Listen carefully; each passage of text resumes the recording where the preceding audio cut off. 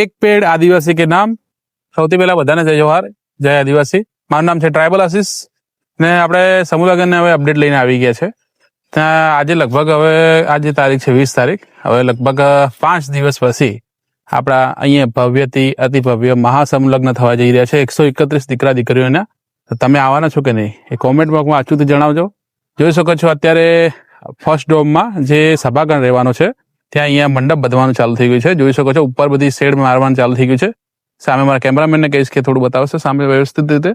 જોઈ શકો છો બધા કારીગરો આપણે લાગી ગયા છે। હવે 2 થી 3 દિવસની અંદર આપણે ગાઈસ અહીંયા સરસ મજાનો મંડપ બની એકદમ રેડી હશે, એનો આપણે પણ વિડીયો લઈને આવશું। તો વિડીયોની અંદર તમે બન્યા રહેજો। જોઈ શકો છો સરસ મજાનો અહીંયા લાલ અને વચ્ચે વ્હાઈટ ને ક્રીમ પટ્ટા અહીં મારવામાં આવે છે સરસ મજાનો।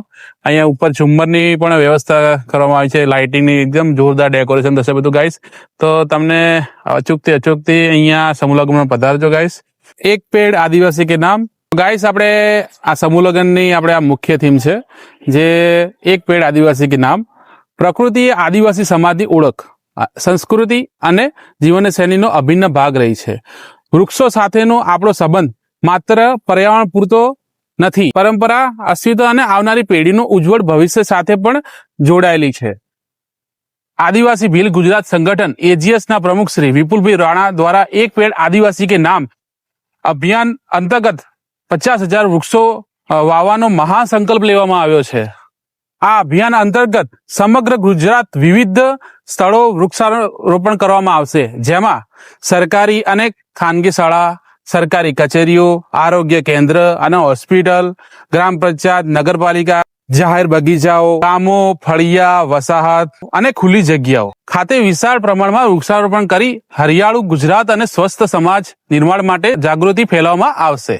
આદિવાસી ભીલ સમાજ સમૂહ લગ્ન મહોત્સવ 2026ના પવિત્ર અવસરે સમાજને એક અનોખો સંદેશ આપવામાં આવશે। લગ્ન માત્ર બે આત્માઓનું મિલન નથી, પરંતુ આવનારી પેઢી માટે હરિયાળા ભવિષ્યનું સંકલ્પ પણ છે। એક વૃક્ષ પર્યાવરણને બચાવે છે અને એક વૃક્ષ અનેક જીવનોને શ્વાસ આપે છે ને એક વૃક્ષ આવનારી પેઢી માટે અમૂલ્ય વારસો છે।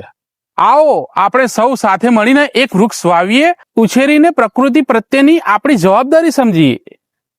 તો ગાઈસ તમને આ વિડીયો કેવો લાગ્યો? જેમ બને એમ શેર કરજો ગાઈસ, ને ચેનલ પર નવા હો તો સબસ્ક્રાઇબ કરી નાખજો। આ ભાઈને સપોર્ટ કરજો। જય જોહાર, જય આદિવાસી।